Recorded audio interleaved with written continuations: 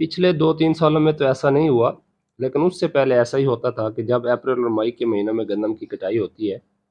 तो तमाम काश्तकार जल्द अज़ जल्द अपनी गंदम बेच देते हैं, जिससे मंडी में गंदम की सप्लाई बढ़ जाती है और जो है वो कीमतें काफ़ी कम हो जाती हैं। महकमा खुराक और पास्को की खरीदारी की वजह से ये असर काफ़ी हद तक कम हो जाता है। मगर अब क्योंकि इस साल बहुत कम मिकदार में गंदम खरीदी जा रही है,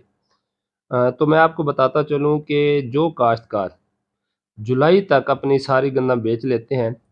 तो वो उससे प्रॉपर मुनाफा नहीं ले पाते, क्योंकि उसके बाद जो है वो फिर गंदम की कीमतों में इजाफा होना शुरू हो जाता है। इस साल सिचुएशन कुछ ऐसी बनी हुई है कि अब जैसे नई गंदम मार्केट में आई है, तो रेट जो है वो कम है। तो मैं आपको बताता चलूँ कि पिछले चंद सालों का डाटा है। अगर हम 2021 की बात करें, तो जनवरी के महीने में गंदम की जो कीमत थी वो 4162 रुपये, फरवरी में 4328 रुपये, जबकि मार्च में 4272 रुपये, अप्रैल में 3999 रुपये, मई में 3740 रुपये, यानी ये कम होना शुरू हो गई मई तक। उसके बाद फिर जून में जाके 4062 रुपये, जुलाई में जाके यकदम ऊपर गई 4729 रुपये, अगस्त में 5161 रुपये, सितंबर में 5113 रुपये, अक्टूबर में 5400 रुपये और नवंबर में 5433 रुपये, जबकि दिसंबर में 5179 रुपये। यानी कहने का मतलब ये है कि जब आपने गंदम बेचने का इरादा करना है तो सितंबर, अक्टूबर, नवंबर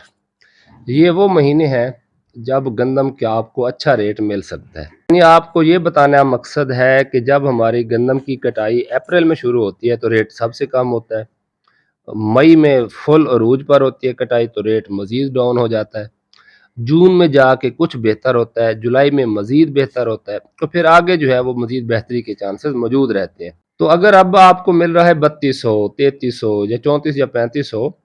तो अगर आप इसे अक्टूबर तक ले जाते हैं, सितंबर तक ले जाते हैं या कम अज़ कम अगस्त तक इंतज़ार कर लेते हैं, तो उसके बाद उम्मीद है कि आपको 4500-4600 रुपये में गंदम फ़रोख्त करने का मौका मिलेगा। बाकी जो है वो मुल्की हालात आपके सामने है, कुछ कहा तो नहीं जा सकता वसूख के साथ। अच्छा, मैं आपको मज़े की बात बताऊं कि कुछ अरसा पहले, ये आप देख लें जो मैंने आपको साथ में स्क्रीनशॉट शेयर किया है, ये खुद महकमा सिफारिश करता था कि गंदम से अच्छा मुनाफा कमाने के लिए इसे फ़ौरन सेल ना करें। अब उसके बिल्कुल बरअक्स है कि अगर लोग सेल नहीं करते तो फिर कहा जाता है कि ये ज़ख़ीरा अंदोज़ी कर रहे हैं। तो इसीलिए वक्त के साथ साथ लोगों की आरा भी बदल जाती हैं, अल्फाज के मायने भी बदल जाते हैं और इसी तरह जो लोगों की थिंकिंग है वो भी चेंज होती जाती है। हमारे टीचर थे, अल्लाह ताला उन्हें गरी की रहमत करे,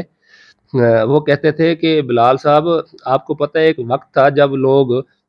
जो कि मुअज़्ज़िज़, नमाजी, परहेज़ी, दाढ़ी रखी हुई है, ईमानदार हैं, उठना बैठना अच्छा है, वो जब आते थे तो कहते थे प्यार से, बल्कि इज़्ज़त से, कि जी हज़रत साहब आ रहे हैं। अच्छा, अब वक्त गुजरने के साथ साथ आप देखें लफ्ज़ वही है, लेकिन उसका मफ़हूम कुछ इस तरह से लोगों ने तब्दील किया है कि जो बंदा नौसरबाज हो, बाहर से कुछ हो, अंदर से कुछ हो, दो नंबरी करने वाला हो, ठग टाइप हो,